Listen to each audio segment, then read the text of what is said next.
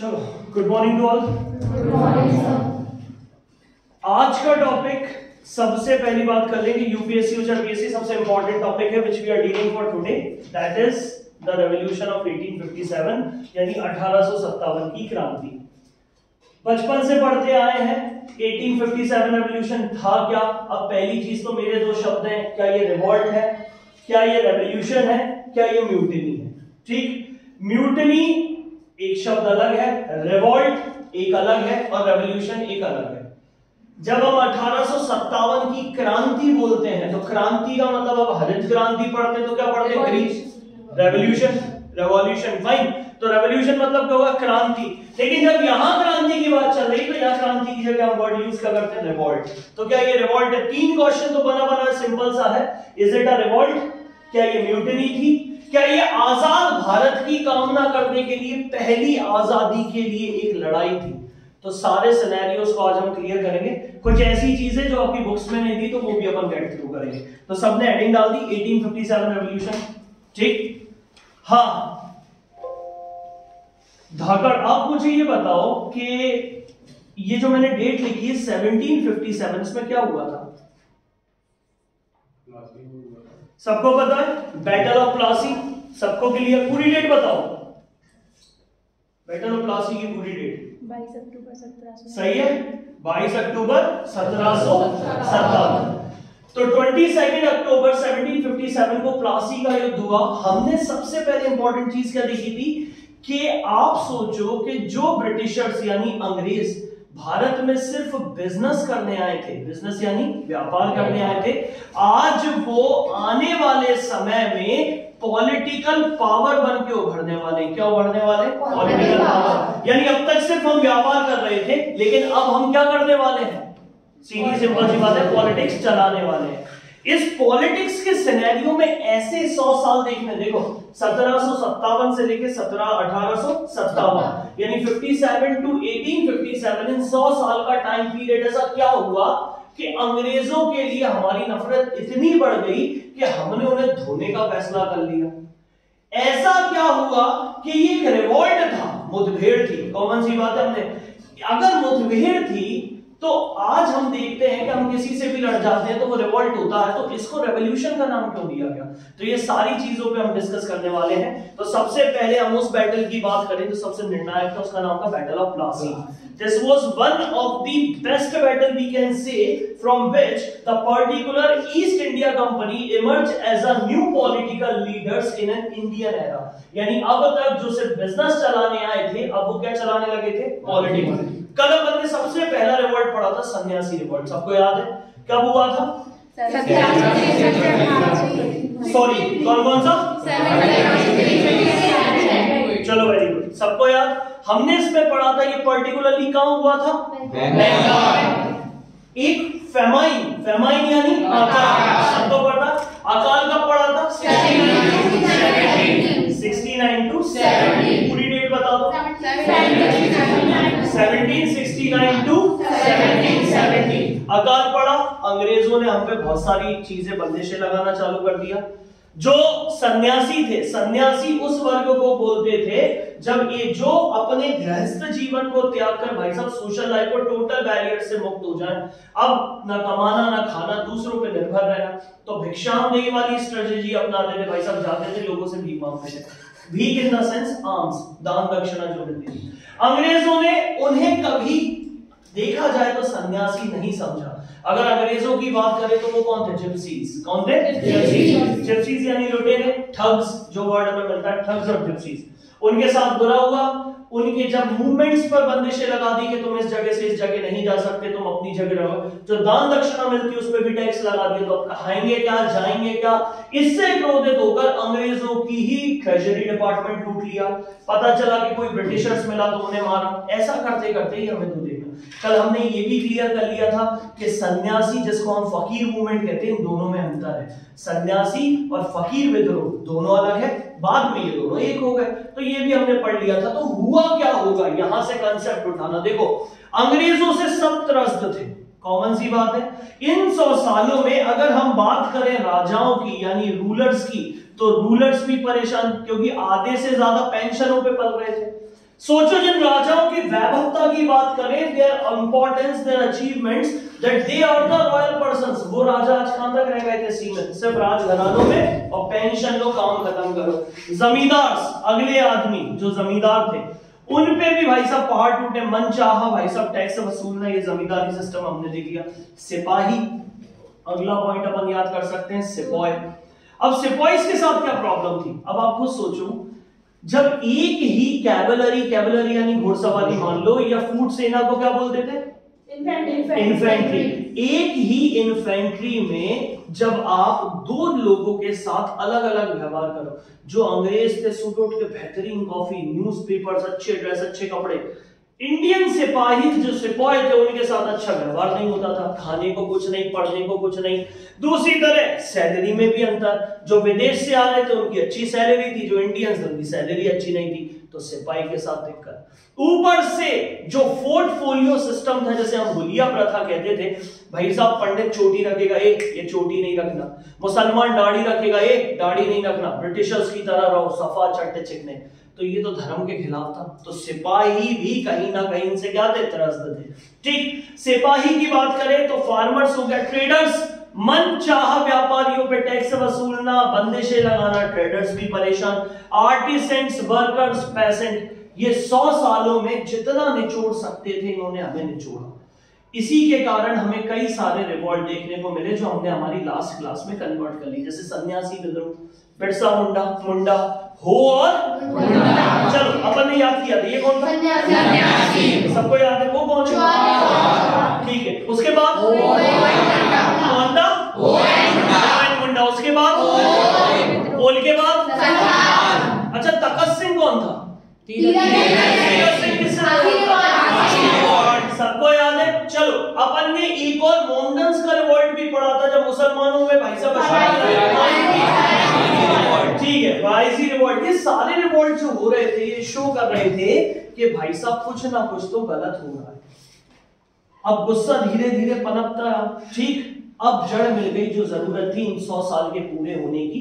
वो जड़ थी भाई साहब आपकी नई आने वाली बंदूक, जिसका पूरा नाम था पैटर्न 1853 एनफील्ड राइफल मस्केट। इसका पूरा नाम था पैटर्न, इसलिए क्योंकि ये जो बनती है वो पैटर्न में आती है, पैटर्न 1853, इसका पूरा नाम था न्यू राइफल या एनफील्ड राइफल मस्केट। तो ये एनफील्ड राइफल मस्केट। अब एक बात बताओ, इसमें और पुरानी राइफल में अंतर क्या था? पहले अपन यही वाली बात करें तो इसको थोड़ा अपन इस तरीके से समझते हैं। पुरानी ये मैंने एक राइफल बना दी, इसको कुछ इस तरीके से बना दिया, ठीक, इसके नीचे एक इस तरीके से एक डंडी लगा दी, ये आपको यहाँ ट्रिगर हो गया। अगली जो राइफल आई थी वो थोड़ी बड़ी थी, जिसका बैरल थोड़ा सा बड़ा था, और बैरल के बाद यहाँ मैंने इसमें ये लगा दिया और इसमें ही एक मेडन बना दिया, ठीक। इन राइफल्स की विशेष बात होती थी कि जो सोल्जर्स होता था ना, उसे 2 बैग कैरी करने होते थे। सोचो अपना दीपक को भेज दिया जंग पे, एक राइफल दे दी दीपक को। शत्रु जब तक आते थे, दीपक सबसे पहले बैग में से बारूद भरेगा, सबको पता है बारूद भरेगा। बारूद भरने के बाद फिर बुलेट निकालेगा, वो लेड की गोली, तो पहले सबसे पहले बारूद के ऊपर लेड की गोली, फिर टिपिट लगा के उसे ठोकेगा, एक ऐसी करके डंडी सी निकालेगा, उसे ठोकेगा। उसको ठोकने के बाद अब आपको पता है कि कभी कभी ऐसा होता था, जब गांव में भरमार राइफल यूज करते थे, चलाने के बाद वो फट जाती थी, क्यों? आपने बारूद ज्यादा डाल दिया। तो जब सामने दुश्मन है, आप फोकस कैसे रहोगे कि कितना बारूद डालना है कितना नहीं? तो कभी कभी न्यूज आती थी कि भाई साहब बंदूक चली नहीं, कभी कभी न्यूज आती थी कि टाइम प्रोसेसिंग है भाई साहब बहुत ज्यादा टाइम खाती है, और कभी कभी ये प्रोसेस आती थी कि जो सोल्जर्स था वो इंज्योर हो जाता था इससे। तो ऐसा क्या किया जाए कि ये सारी घटनाओं को अपन रिप्लेस करें? तो ये अंग्रेजों ने स्कीम लगाई, और स्कीम लगाने के बाद भाई साहब एक नई राइफल आई जिसका नाम था पैटर्न 1853 एनफील्ड राइफल मस्केट। इतना क्लियर है? इस मस्केट को भरने के लिए वो जो पहले हमें 2 बैग दिए जाते थे, एक में बारूद होता था, एक में गोलियां होती थी, ये सब रिप्लेस कर दिया। अब एक बैग होता था जिसमें ये बाजू में बनी हुई कार्टेज थी, ये कार्टेज सबको दिख रही है। अब इस कार्टेज की एक विशेष बात थी, अब इसको गौर से देखना। ये पूरी कार्टेज पेपर की बनी हुई थी। किसकी बनी हुई थी? पेपर की। वो देखो आपके वहां लिखा हुआ है पेपर केस। ठीक, ये जो पेपर केस था, इसके नीचे जो बिल्कुल आपको बुलेट दिख रही है, ये जो ब्लड है, ये किससे बनी हुई थी? लेड से। लेड यानी सीसा, कंफर्म। अब इस लेड के चारों तरफ ये आपको दिख रहा है, इसमें लगा हुआ था ग्रीस। एक्चुअली ये ग्रीस ही सबसे बड़ा प्रॉब्लम था। ग्रीस क्यों? ताकि इसको मॉइस्चर से बचाया जा सके, बारूद नमी में कभी खराब ना हो। तो इसको क्या करना था? पूरा ग्रीस से पेट अप करना था। ये पूरा ग्रीस से पेट अप था। इसके जो ऊपर इसको गठान लगा रखी थी, इसमें भी ग्रीस लगा हुआ था, यानी ये पूरी कार्टेज ग्रीस थी।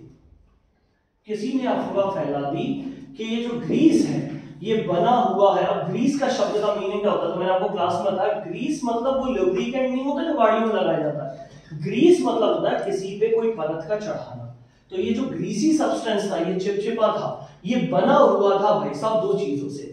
एक तो बना हुआ था सुअर की चर्बी से, और दूसरा बना हुआ था बीफ यानी गाय की चर्बी से। सुअर की चर्बी को लाड बोला जाता है। क्या बोला जाता है? लाड। और गाय की चर्बी को बोला जाता है टैलो। क्या बोला जाता है? टैलो। तो जब आप मीन्स लिखो तो याद रखना, this particularly greasy things was made up of Lad and tallow. एक ऐसे बना हुआ था गर्मी एवोरकाई, सुअर की चर्बी और गाय की चर्बी। अब सुअर हराम माना जाए, टैबू माना जाता है किसमें? मुस्लिमों में। ठीक है। और हिंदू के लिए सैक्रेड यानी पवित्र जो पशु है वो कौन सा है? गाय। ये सुना लोगों ने तो भाई साहब मना कर दिया कि हम ऐसा काम नहीं करेंगे। इस पर्टिकुलर एक कार्टेज की वजह से जो गुस्सा था 100 सालों का, वो भड़क के सामने आता है, और उसी को तात्कालिक कारण यानी इमीडिएट रीजन बोला जाता है। किसका? 1857 रेवोल्यूशन का। इतना क्लियर है? तो चलो अपन बना ले फटाफट जल्दी।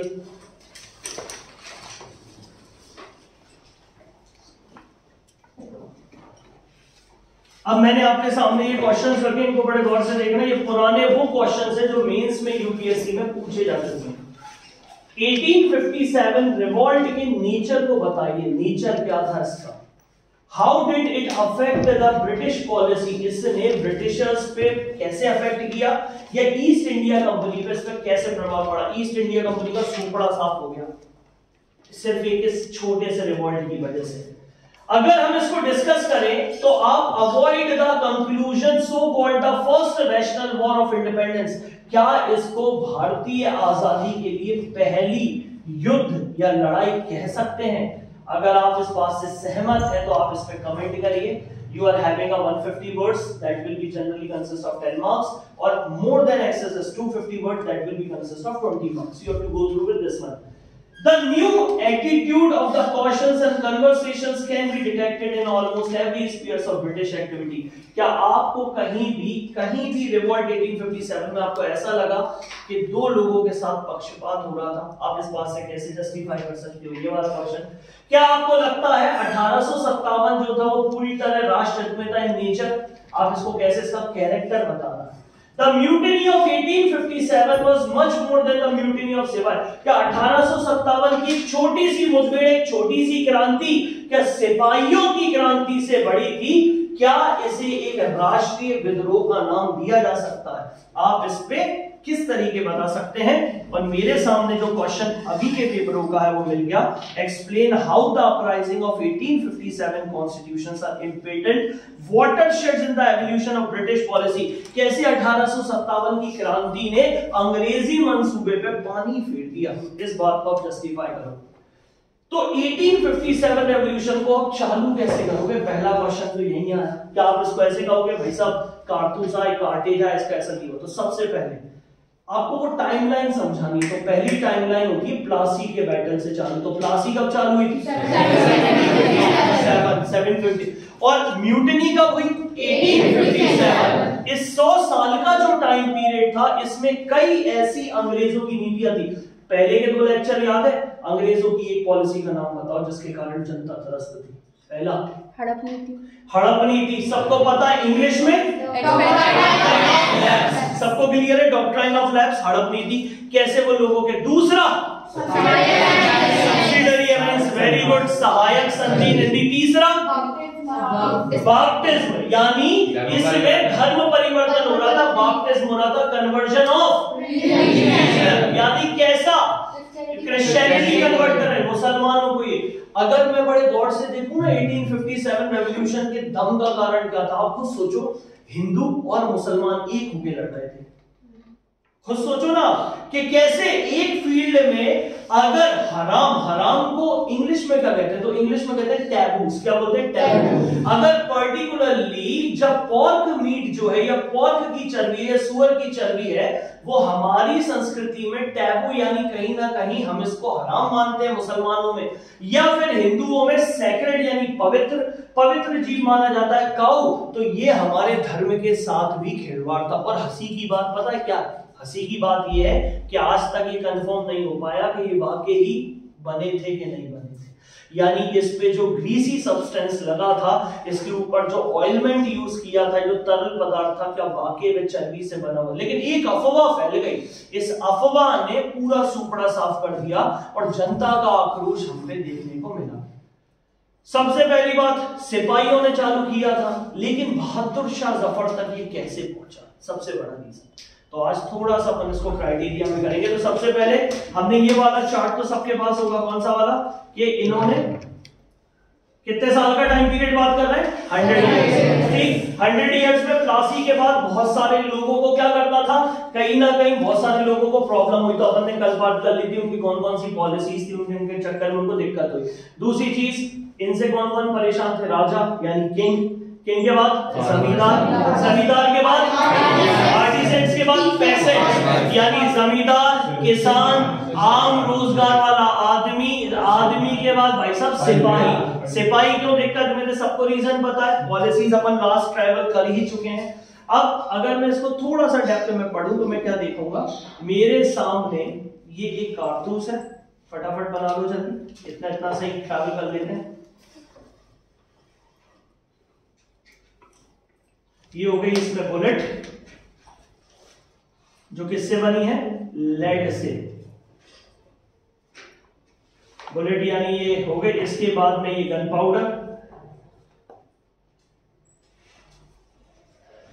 पाउडर के बाद ये बना हुआ है पूरा पेपर से, बना के आएंगे अपन। ये कैसे बना है? पेपर से। और इस पेपर पर जो ग्रीस यानी तरल पदार्थ यूज हुआ है वो बना है दो चीजों से, वहीं लिख लेना, बुक में नहीं मिलेगा। एक मिलेगा लार्ड और दूसरा क्या मिलेगा? टैलो। लार्ड किसको कहते हैं अपन? सुअर की चर्बी यानी पोर्क। और ये क्या है? टैलो, ये है काऊ यानी बीफ। ठीक है, फटाफट लिख लो जल्दी से जल्दी, ये मैंने छोड़ दिया। लिख दो paper, gunpowder, bullet, grease, lard and tallow. यहां से अब आप अपना आंसर फ्रेम कर सकते हो।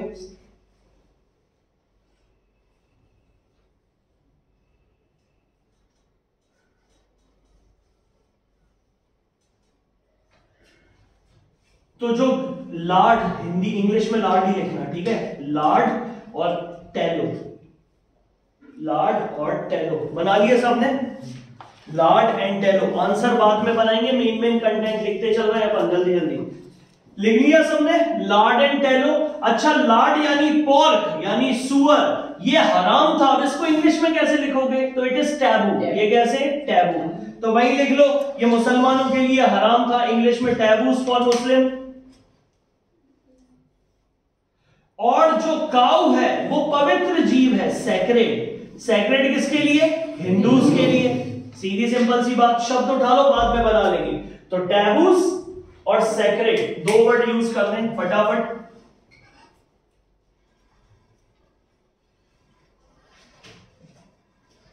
इतना क्लियर है? तो चलो मैं आंसर फ्रेम करता हूं। 1857 रेवोल्यूशन की शुरुआत कहां से होती है? प्लासी के युद्ध से। प्लासी का सबको याद हो गया। इसके बाद 100 साल का गैपिंग हुई, कब? 1857। देखो डेटें किसी को याद नहीं होती। रेवोल्यूशन जो शब्द है वो 10 शब्दों से मिलकर बना है। तो 10 यानी 10 मई, मई की याद आ गई, तो 10 मई 1857 की क्रांति याद हो जाएगी। तो अब अपन आगे बढ़ते हैं। हाँ, प्लासी का युद्ध 23 जून 1757। 22 या 23 में अपलिफ्टमेंट हुआ था ना? 23 जून। हाँ ठीक, 23 जून। इसको डेट लिख लो 10 मई। ठीक, क्लियर था? ठीक,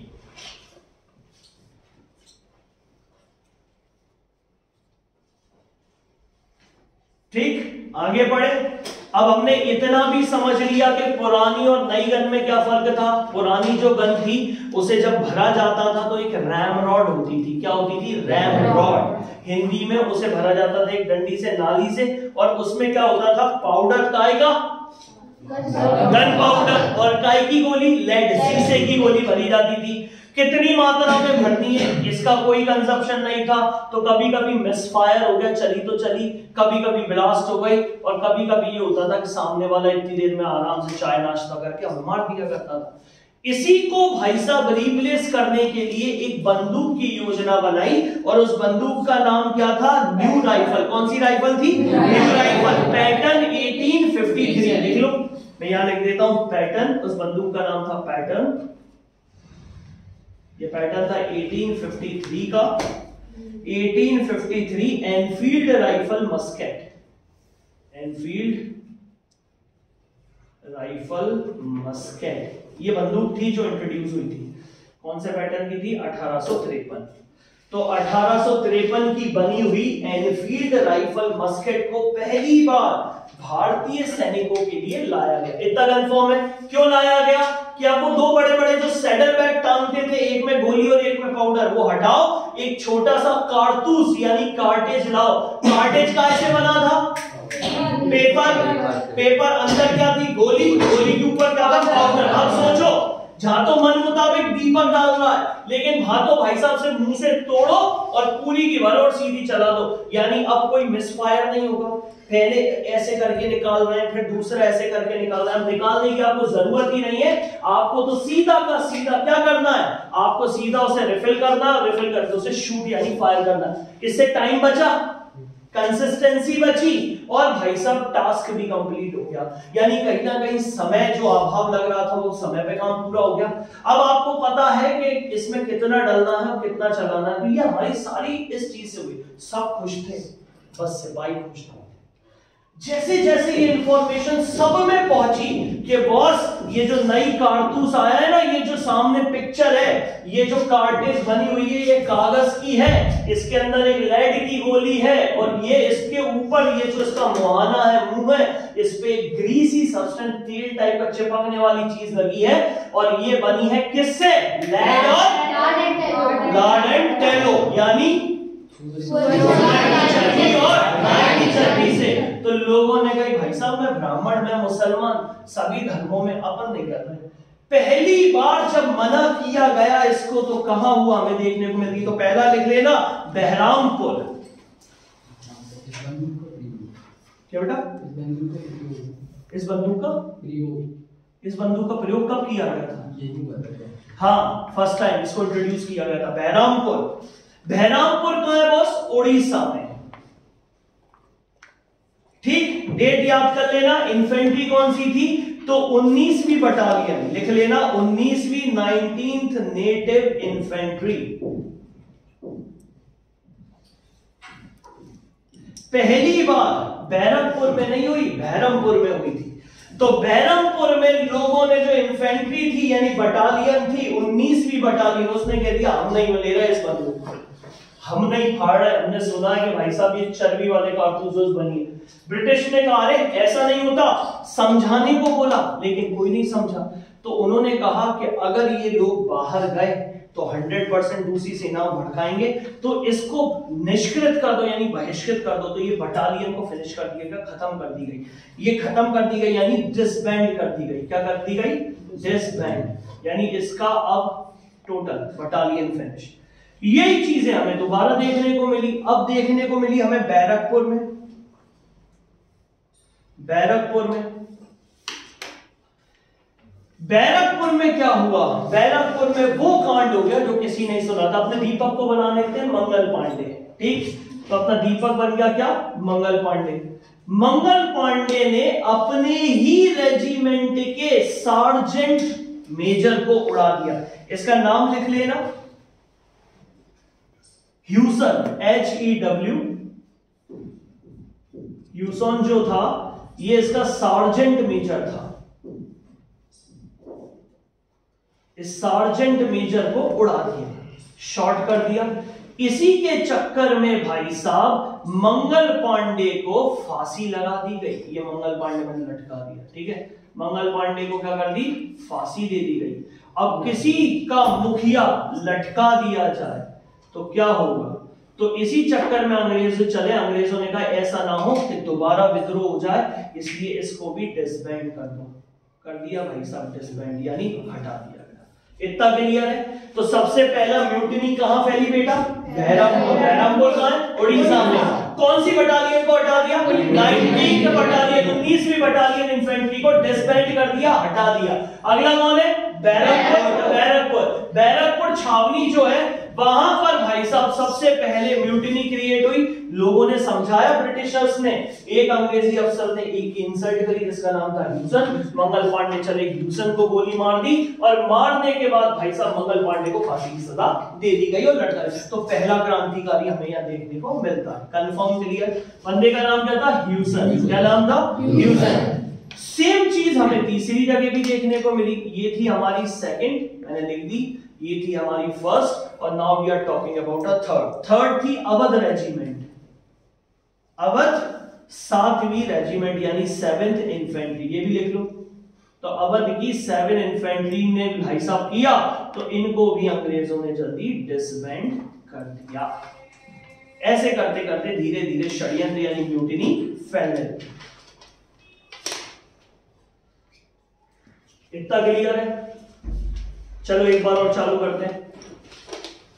तो 1857 रेवोल्यूशन पहले सुन लो, लेकिन बाद में लेना, कचरा याद नहीं तो कोई मतलब नहीं। तो सबसे पहले बात कर रहे हैं 1857 रिवोल्ट की, और ये रिवोल्ट कैसे रिवोल्ट से रेवोल्यूशन यानी क्रांति बनती है वो अभी अपन बात करते हैं। तो सबसे पहले 100 साल का क्राइटेरिया फिक्स कर लेते हैं। तो सबसे पहले कौन सी डेट, बैटल ऑफ प्लासी, सन बताओ 1757, और 10 मई 1857 को क्या होता है, इतना क्लियर है।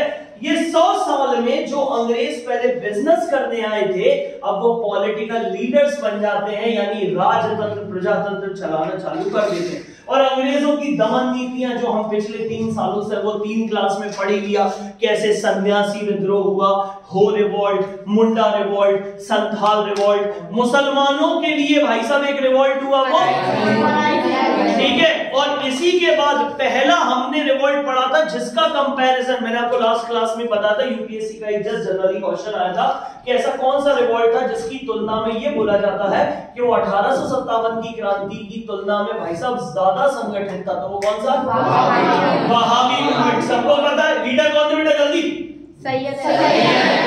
सैयद, चलो ठीक है। टीपू किसका लीडर था,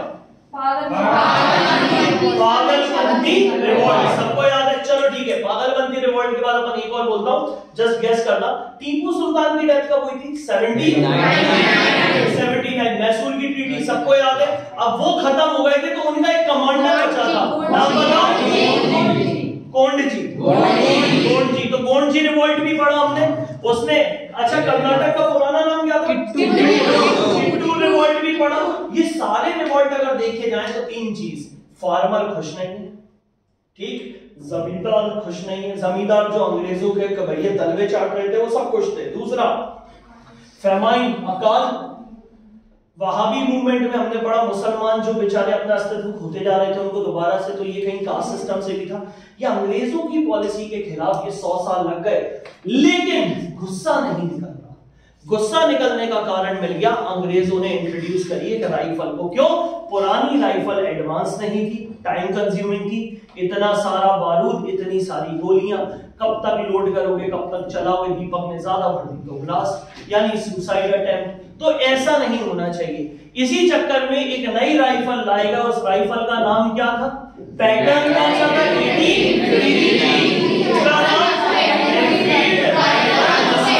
ये लाया गया। इसकी जो कार्टेज यानी गोली बनाई गई थी वो कागज की थी, ये तो सबको पता है। उस कागज की गोली में ऊपर बड़ा था बारूद, नीचे बड़ा हुआ था लेड यानी सीसा की गोली, और इसको कवर किया था एक ग्रीसी सब्सटेंस से। ग्रीसी यानी उसके ऊपर जो परत चढ़ाई गई थी वो 2 चीजों से बनी थी। इंग्लिश वाले क्या बोलेंगे,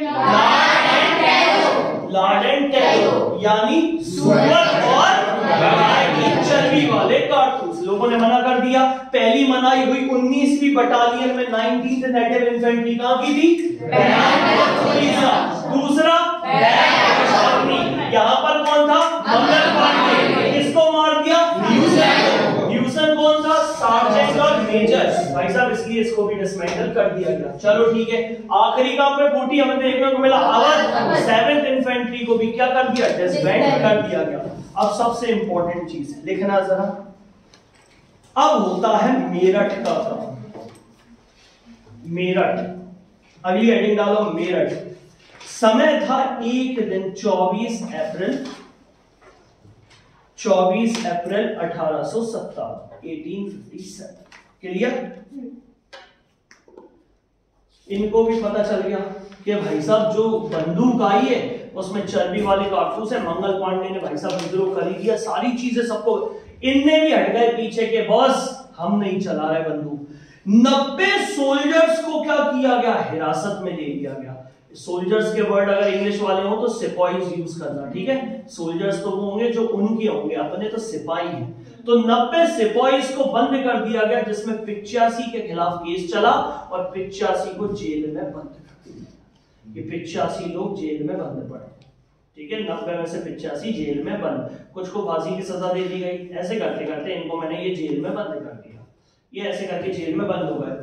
बाकी जितने भी लोग थे उनके अंदर आग पनपने लगी और सीधे के सीधे तारीख याद कर लेना, 9 मई, यानी 1857 की क्रांति से एक दिन पहले 9 मई 1857 को भाई साहब यही जो बचे हुए सैनिक थे इनने जेल में धावा बोला और धावा बोलने के बाद इन सैनिकों को छुड़ा लिया। और भाई साहब जो रास्ते में आया सबको अंग्रेजों को गोली मारना चालू कर दिया। जो मिले मारो, फिरंगी, बैंड बजाओ, जो मिल रहा उसे गोली मार रहा है।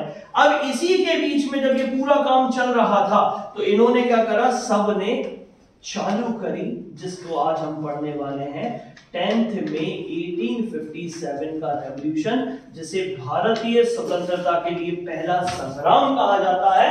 नाम है 1857 की क्रांति, यानी रेवोल्यूशन ऑफ 1857। कैसे हुई समझने आ गया? कंफर्म? सुअर और उसकी चर्बी को क्या बोलेंगे? सबको याद हो गया? पहला रिवोल्ट कब हुआ था? कौन सी इन्फेंट्री में? दूसरा बैरकपुर छावनी। किसने गोली मारी? इसमें सबको याद हो गया? कौन सा? सार्जेंट कमांडर कौन? को गोली मार दी, इसलिए फांसी की सजा दे दी। उसको भी डिसबैंड खत्म कर दिया, इसको भी खत्म कर दिया। अवध में कौन सी? 7th रेजिमेंट, उसने विद्रोह किया, खत्म। अब बात चलती है मेरठ की। मेरठ ही क्यों?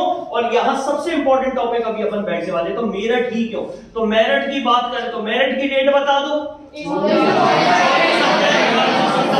अप्रैल के बाद बेटा मई आने वाली, याद रख लेना। 24 अप्रैल को भाई साहब 90 सोल्जर्स को हिरासत में ले लिया गया, केस चला गया। 85 को भाई साहब कटघरे में डाल दिया, यानी उसने सलाखों के पीछे डाल दिया।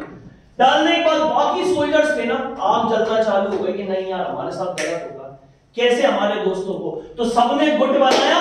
गुट बनाने के बाद इन सोल्जर्स को छुड़ाया और जो मिला उसको मारा और भाई साहब क्रांति का आगाज किया। उसको हम पढ़ते हैं 10 मई 1857 की क्रांति। अब सब कहां पर बैठे हैं? मेरठ में। कहां बैठे हैं? मेरठ में। अब मेरठ से बात आती है, मेरठ के बाद कहां भागे? अंग्रेजों को पता चल जाएगी तो अंग्रेज तो मार ही देंगे, कंफर्म है। कितने से सैनिक है? 150, 150 लाखों की फौज है, अंग्रेजों को रोंद देंगे। तो अब जरूरत थी एक राजा। किसकी थी? राजा की। अब मैं आपसे ओपन क्वेश्चन है कि बहादुर शाह जफर ही क्यों? बड़ा सोच के सटीक आंसर देना। अगर आंसर ढूंढना है तो अपने बाप दादाओं के बारे में बात सोचो। जब हमारे पापा थे, पापा है मतलब जब वो मोबाइल खरीदने जाते हैं तो वो पहले वर्ड क्या बोलते? नोकिया ही थे। कौन से थे? नोकिया। अपन कहते हैं ओप्पो का ले लो, लोपो का ले लो, वीवो का, कहीं का नहीं लेगा। मानसिकता बन गई, सबको विश्वास है कायम नोकिया में, कंफर्म है। थोड़े अब आप आगे एडवांस हो गए, सस्ता देख के एमआई ले आए, सबको विश्वास कायम है एमआई में। कछु मर रहे हैं आईफोन के लाने, क्योंकि भाई साहब ब्रांड मैटर करता है। तो सबकी विचारधारा थी। तो मुगल ही क्यों आंसर शायद मिल गया होगा। क्यों मिल गया बताओ? ये बहुत पुराने थे और इनको थोड़ा तजुर्बा भी होगा, तो इतने दिन तो और इन्होंने देखी भी होंगी बहुत सी लड़ाइयाँ। कुशल थे वो और सैन्य तरीके से देखा जाए तो वो परिपूर्ण थे। एक सैन्य तरीके से देखा जाए तो वो कैसे थे? परिपूर्ण थे। ठीक है, देखो सत्ता चलाने का जो ट्रेडिशन, यानी ट्रेडिशन को हिंदी में क्या बोलते हो आप लोग? परंपरा। अगर सत्ता चलाने की परंपरा इतिहास में देखी जाए तो मुगल ही थे जो सत्ता चला रहे थे, सबको बात है। इसीलिए अंग्रेजों से बचने के लिए अब एक जननायक की जरूरत थी, और जननायक थे मुगल्स। कौन थे? मुगल्स। इसीलिए मेरठ से भाग के सब कहां पहुंच गए भाई साहब? दिल्ली। कहां पहुंच गए? दिल्ली। दिल्ली में बहादुर शाह जफर भाई साहब पेंशन पे पल रहे थे, सबको पता है। अब मेरठ से दिल्ली भागे होंगे, क्यों भागे होंगे? ऊपर क्यों नहीं गए? क्योंकि सबसे पास में दिल्ली था, 58 किलोमीटर्स। मेरठ से कितना है? दिल्ली 58 किलोमीटर। सब पहुंच गए दिल्ली। इतना क्लियर है? दिल्ली में पहुंचने के बाद भाई साहब इन्होंने वहां की जो, अब दिल्ली के ऑलरेडी दिल्ली में भी फौज होगी, दिल्ली की फौज को पता चला कि हमारे कुछ भारतीय सिपाहीज, मतलब हमारे भारतीय भाई मेरठ से दिल्ली आ रहे हैं। तो दिल्ली के लोग भी जो थे वो किसके साथ ज्वाइन हो गए? मेरठ वालों के साथ। अभी फौज छोटी सी थी, अब फौज कैसी हुई? बड़ी बनने लगी। काम कैसे होगा? इनके ऊपर भी कुछ सार्जेंट होंगे। सार्जेंट ने रोका, नहीं नहीं कहां जा रहे हो, ऐसा नहीं होगा, ऐसा नहीं होगा। तो ये चले, इन्होंने अपने ही एक सार्जेंट को फिर गोली मार दी। पहला कौन मारा था? अब भाई साहब हुआ क्या कि एक सीधी सिंपल सी बात, अंग्रेज समझ गए कि अब 1857 रेवोल्यूशन को दबाना पड़ेगा, नहीं तो लोग इनकी बातों में आएंगे तो इनको जन समर्थन मिल जाएगा।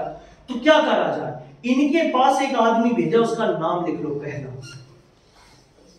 अब 1857 की क्रांति को दबाने के लिए, यानी सप्रेस करने के लिए, लिख लेना सप्रेस करने के लिए, सप्रेस करने के लिए भाई साहब पहला आदमी भेजा जिसका नाम था साइमन फ्रेजर। लिख लो फ्रेजर।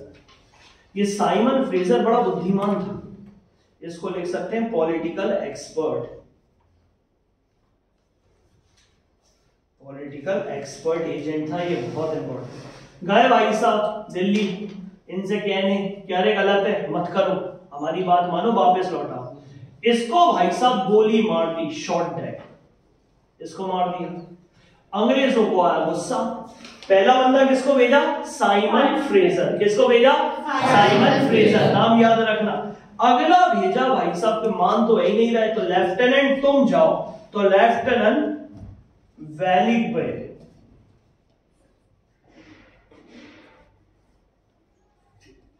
वेलॉक बे, यहां पर VILLOGUGBY, वेलॉक बे को भेजा गया। ये कौन सा आदमी था? ये मैगजीन्स, ये इंचार्ज था भाई साहब।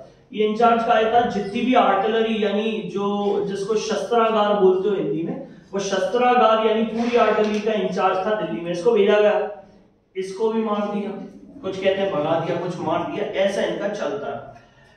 रास्ते में जितने भी ब्रिटिश सोल्जर्स पड़ते गए, यानी जितने भी लोग मिलते गए, सबको मौत के घाट उतारते गए, और पूरी दिल्ली इन्होंने अपने झंडे के तले गाड़ दी, यानी दिल्ली में क्या विक्ट्री, जीत हासिल की। ये इनके साथ इंपॉर्टेंट था। तो एक बार और दोबारा क्रांति कब चालू होती है? मेरठ से।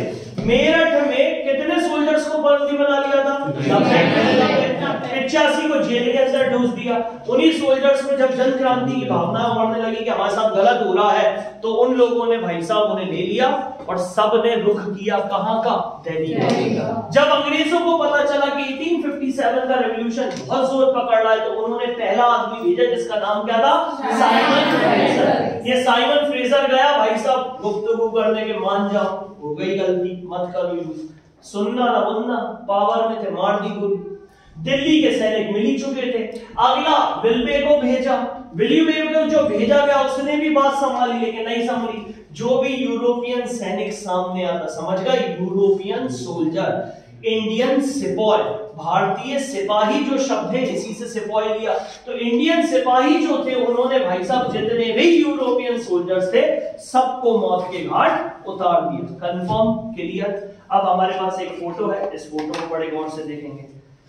अब ये सारे के सारे लोग पहुंचे एक बूढ़े पावरलेस जिसमें ताकत नहीं थी 82 इयर्स के वृद्ध के पास, आखिरी मुगल सैन्य जिसको हम बोलते हैं बहादुर शाह जफर सेकंड। उम्र नहीं थी, पहुंचे भैया सिपाही, बताया कि साहब चलो आपको राजा बनाएंगे। भाई घोषित कर दिया आजाद भारत के अब जो नए राजा होंगे वो कौन होंगे? बहादुर शाह जफर सेकंड। इनमें एनर्जी आ गई भाई, एनर्जी, ग्लूकोज की बोतल चढ़ गई इनमें के क्यों? अभी जो बैठे थे बिस्तर पे पेंशन पे जी रहे थे उन्हें राजा के ख्वाब, मतलब इन्हें एनर्जी आ गई, घोषणा कर दी। तो अब समझ लो, अब जो एक छोटी सी घुसपैठ थी अब वो एक बड़ी क्रांति में आई। कोई क्रांति में एक लीडर होता, और लीडर कौन था? इसीलिए इन्होंने बहादुर शाह जफर को लिया ताकि एक छोटी सी क्या मुठभेड़, एक छोटी सी म्यूटनी यानी एक छोटे से षड्यंत्र को किसमें बदल सके? बड़ी सी जन क्रांति में। तो now because of introduction of Bahadur Shah Zafar second, this particular small mutiny was converted into big revolution, यानी एक छोटा सा रिवॉल्ट किसमें कन्वर्ट हो गया? चलो छोड़ो, मरने दो, आ जाओ दोबारा। बैटल ऑफ प्लासी का कोई, क्रांति का कोई, कितनी माई? 10 मई, याद है ना? 10th रेवोल्यूशन की फुल डेट, यानी वर्ल्डिंग का जो है वो रेवोल्यूशन 10th में 1857। इन 100 साल के पीरियड में अंग्रेज जो क्या चलाने आए थे? व्यापार यानी बिजनेस करने आए थे, वो आज क्या कर रहे हैं? क्या कर रहे हैं? सबको याद है? चलो उन्होंने जस्ट वो पॉलिटिकल मतलब कहीं ना कहीं बहुत अच्छा करने लगे, सिर्फ पैसा कमाने के लिए, विलायत भेजने के लिए। जब उन्होंने भारी कर लगाए धर्म परिवर्तन, याद करो मैंने तुम्हें कुछ पढ़ाया था, एक लॉर्ड आया था जिसने, भाई साहब याद करो, एक एक्ट पढ़ाया था जिसके तहत जो वहां की क्रिश्चियनिटी स्प्रेड करने के लिए जो पादरी थे, फादर थे, वो भारत आए थे। वो कौन सा? 1813 के 33 याद है कि कौन सा चार्टर एक्ट लटक रहा है? 1833। इंडिया याद करो, बंगाल का कन्वर्ट कर दिया गया था इंडिया में, कौन था? अरे आलिया भट्ट ने जिसपे क्या लगा दिया, याद आया ना सबको? तो ये सारी चीजें थी। तो अब होता क्या, बहादुर शाह जफर जो हेडिंग इसके, सॉरी अपन आगे निकल गए, उसके बाद ये सारी म्यूटिनी के कारण ये 100 साल जनता त्रस्त हो गई। अंग्रेजों ने अपनी फौज को दमदार करने के लिए, ऐसा नहीं क्रांतियां रिवॉल्ट पहले हुए, सब हुए, अंग्रेजों ने सप्रेस कर दिए सबको। देखे नहीं थे अपन ने, हो मुंडा संथाल सब पढ़े, अंग्रेजों ने सबको कुचल दिया। जो नहीं कुचल पाए उनसे भाई साहब क्या कर ली? ट्रीटी, और उनको एरिया दे दिया। भैया गलती हो गई, सॉरी माफ करना। जहां लड़ सकते थे वहां लड़े, जहां माल चल सकता था वहां माल चलाया, जहां बात से वहां बात से, जहां नहीं खुली दरवाजा मालात से। तो ऐसा चलता रहा। लेकिन ये 100 साल के टाइम पीरियड में पहली बार एक बंदूक लाई गई। उस बंदूक का नाम क्या था? पैटर्न 1853। ये बंदूक लाई गई और इस बंदूक का काम था कि इसके साथ अब तुम्हें दो भारी सैडल बैग्स नहीं लेने पड़ेंगे।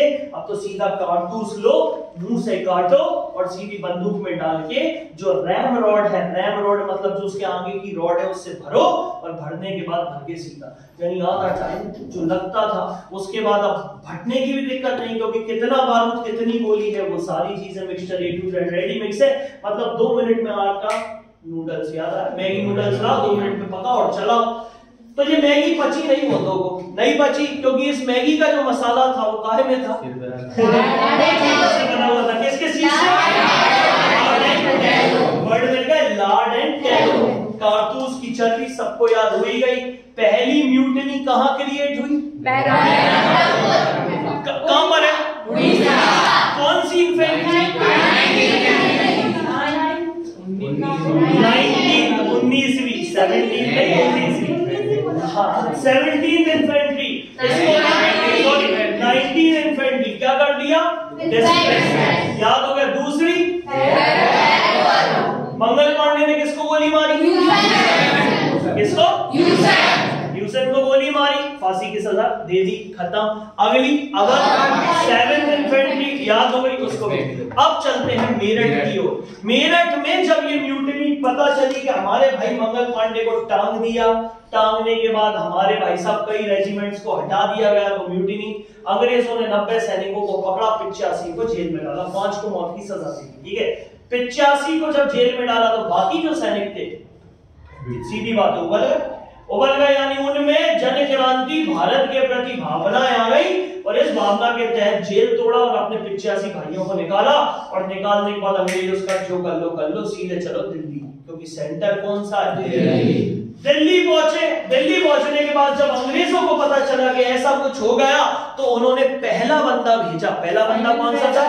Simon Fraser. ये बहुत ही बड़ा पॉलिटिकल एजेंट था। बात करी, गोली मार दी, हटाओ, नहीं कर रहे बात। दूसरा आदमी बताओ, विल्वे। ठीक है ना, विल्वे जो थे उनको भेजा, वो भी नहीं जीत पाए, ये पहुंच गए दिल्ली। दिल्ली में भाई साहब मुगल ही क्यों? क्योंकि हमारी मानसिकता थी कि इतने सालों से इस महान साम्राज्य को कोई चला रहा था तो वो मुगल ही थे, तो इसीलिए मुगलों के पास चलो। और जाते ही पैरों में बंदूकें रख दी, राजा साहब आप अब आजाद मुल्क के राजा होंगे, आप पेंशन पे नहीं पड़ेंगे। अच्छे भले दिन काट रहे थे, सपने देख रहे थे, फिल्में देख रहे थे, सब झंड कर दी, उठा के भाई साहब इनको क्या कर दिया? तैयार कर लिया। बहादुर शाह जफरी क्यों? क्योंकि ये ट्रेडिशनल सिंबल थे, यानी ट्रेडिशनल यानी पारंपरिक, सिंबल यानी प्रतीक। ये पारंपरिक प्रतीक थे भाई साहब भारत में प्रजातंत्र और राजतंत्र चलाने के लिए। चलो ठीक है, बहादुर शाह जफर से कही अब आप कुछ करो, तो बहादुर शाह जफर ने अब दिमाग लगाया। बहादुर शाह जफर ने चिट्ठी पत्री चालू करी। पहले थोड़ी व्हाट्सएप पे, अरे कुंवर सिंह चलो लड़ना है, मैसेज आ गया 3 बजे कोचिंग है, अपन को चलना। तो इनने चिट्ठी पत्री करी और लोगों ने क्या करा, लोग आए, इनकी चिट्ठी पत्री का जवाब दिया। अब सब ये जानते हैं कि नायक जो थे वो कौन थे? बहादुर शाह जफर सेकंड। पर हम गलत हैं। ये बैठा अपने आप, ये सामने बैठा, इसका नाम याद कर लेना, बरेली। क्या नाम याद कर लेना? बरेली। इनका नाम है सूबेदार बख्त खां। इनका नाम क्या है? सूबेदार बख्त खां। एक ऐसा आदमी जो 40 साल से अंग्रेजों का भाई साहब विश्वास पात्र था। 40 साल से इंडो अरब वॉर में भाई साहब इसी आदमी ने अंग्रेजों को जीत दिलाई। जब इसको पता चला कि हमारे सैनिकों के साथ ऐसा हुआ, तो जे कौन सी जगह से? बरेली से अपने साथ सारे सैनिक लेके कहां गए? दिल्ली। और दिल्ली आते ही कहते हैं बहादुर शाह जफर हम आपके कमांडर। हम कौन? कमांडर। अब ये कहानियां नहीं सुनी होंगी, इसका आराम का नाम नहीं सुना होगा, ये कौन है? सूबेदार बख्त खां। अब ये हो गए थे कमांडर बख्त खां। कौन हो गए थे? कमांडर या जनरल बख्त खां। इसका नाम याद कर लेना, जनरल बख्त खां। लिख लो भाई।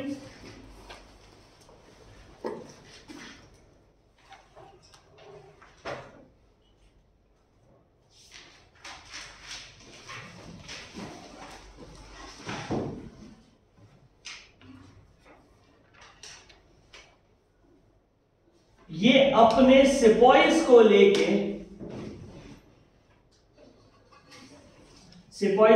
कहां गया? दिल्ली। अब भाई साहब राजा जी धीरे से चेत गए। उन्होंने कहा अपना खुद का एक दरबार होना चाहिए। क्या होना चाहिए? दरबार। तो इन्होंने भाई साहब दरबार बनाया, अपना खुद का कोर्ट फॉर्मेशन करा, यानी क्योंकि अब सारे फैसले तो दरबार में ही लिए जाएंगे। इस दरबार में भाई साहब जो कोर्ट में थे, तो लिखना इसमें 6 आर्मी मैन और 4 जो थे वो 4 सिविल मैन को जोड़ा गया। और इसके जो राजा थे जो सेंटर में बैठते थे वो सबको ही पता है वो कौन है? बहादुर शाह जफर सेकंड। तो शॉर्ट में लिख देता हूं बहादुर शाह जफर सेकंड। ये इस कोर्ट के, यानी ये इन्होंने जो दरबार सेटअप किया था। अब सबसे ज्यादा आर्मी किसके थे? आर्मी के। और आर्मी का कमांडर कौन था? बख्त खां। तो चलती किसकी होगी? बख्त खां की। किसकी चलती थी? बख्त खां। यानी पूरी पावर किसके हाथ में थी? बख्त खां के हाथ में। लिख लो फटाफट, बख्त खां। लिख लिया? यहां पे अपन स्टॉप लेते हैं। क्लियर सा? क्लियर? कंफर्म सबको? तो इतना सा हम